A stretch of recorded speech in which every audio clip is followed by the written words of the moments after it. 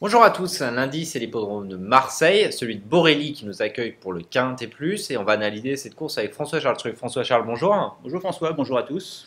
Donc une épreuve, ils sont 15 au départ, c'est le grand handicap de Marseille, 1800 mètres à parcourir pour des chevaux de 80 plus bien connus. Oui, bien connu et un lot quand même assez hétéroclite. On voit des chevaux qui viennent de tous les horizons, de Deauville, de Paris, de Marseille évidemment, du Midi. Donc on n'a pas beaucoup de lignes de comparaison. On va tout de suite rentrer dans le vif du sujet avec ta base, c'est le numéro 12, Cut into the Rock. La dernière fois c'était très bien, l'avant-dernière fois c'était très bien.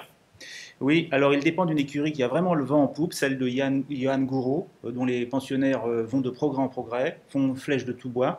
Et c'est vrai qu'à Longchamp, dans un très bon lot, il s'est remarquablement défendu. Le coup d'avant à Deauville, malheureux, il aura dû gagner s'il avait trouvé le passage au moment décisif. Je ne l'ai pas mis en tête à cause de sa place à la côte, qui n'est pas très favorable. Il est en Numéro dehors, 15, le 15. Ouais. Mais pour moi, c'est une base. S'il fait sa course, il est à l'arrivée. On peut s'appuyer sur lui. C'est un cheval en forme, solide, sérieux, bien entraîné, base. Celui que tu as mis en tête, c'est ton coup de cœur, le 14, Benadalid. Bon, la dernière fois, c'est pas terrible, mais François-Charles va vous dire pourquoi il l'a placé en tête. C'est un cheval qui m'a souvent déçu, qui m'a habitué à des performances en dents de scie. D'ailleurs, quand on regarde ses performances, ses valeurs dans notre site pariteur.com, on s'aperçoit qu'il y a du très bon et du moins bon. Donc apparemment, il a du caractère, il a peut-être aussi quelques petits problèmes de santé, mais s'il se montre sous son vrai visage, celui qu'il nous avait montré lors de son avant-dernière tentative, tout simplement, il a au moins 4 voire 5 kilos pour gagner. Donc moi, je le mets en tête, c'est premier ou nulle part. Ta surprise, c'est le 9, Paul Arena. Paul Arena, quatrième de cette épreuve l'an dernier. Exactement, et si on se réfère aux pages d'entraînement de Paris Turf, l'entourage affiche une certaine confiance, ce qui n'était pas évident avant le coup, parce que ces dernières tentatives sont moyennes, enfin tout au moins difficiles à cerner.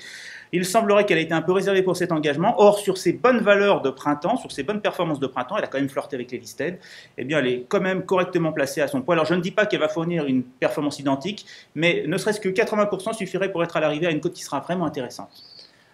Avant de détailler ta sélection, on va parler de ton impasse. C'est le numéro 7, Monsieur le Prince. Monsieur le Prince qui a commencé son année 2013 avec une valeur inférieure de 16 kg par rapport à celle qui va courir lundi. Et oui, et un jour, on l'a vu un peu mystifier ses adversaires en prenant du champ, en cherchant son salut dans la fuite. On n'a pas senti le danger, il n'a jamais été rejoint. Du coup, sa valeur est grimpée en flèche, on a pris au pied de la lettre le résultat, et il se retrouve maintenant à des valeurs limites. Limite, ouais.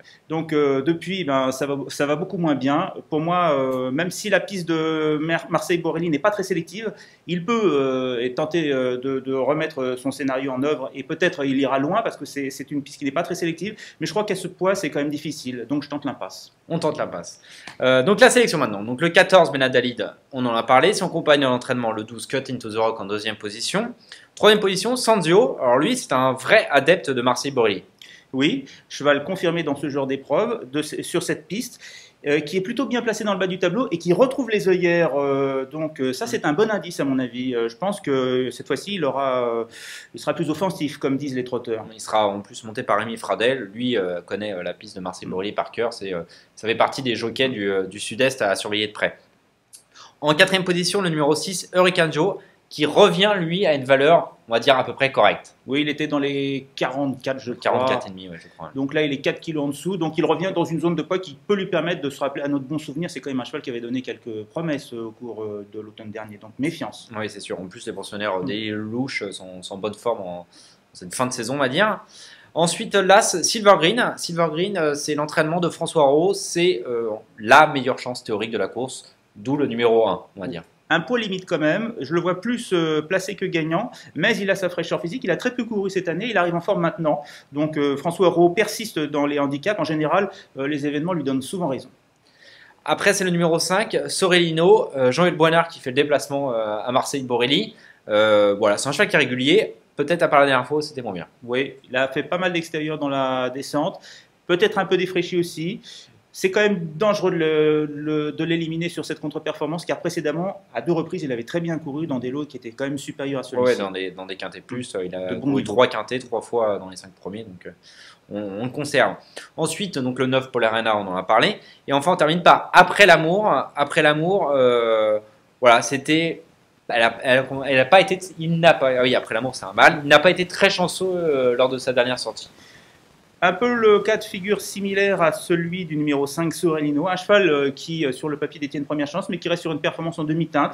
On lui a laissé le temps de reprendre un poids de fraîcheur physique. J'ai hésité entre celui-ci, Après l'amour, et le numéro 8, Villaka, qui est mon regret. Finalement, je me suis dit quand même, sur le papier, Après l'amour, c'est une chance incontournable.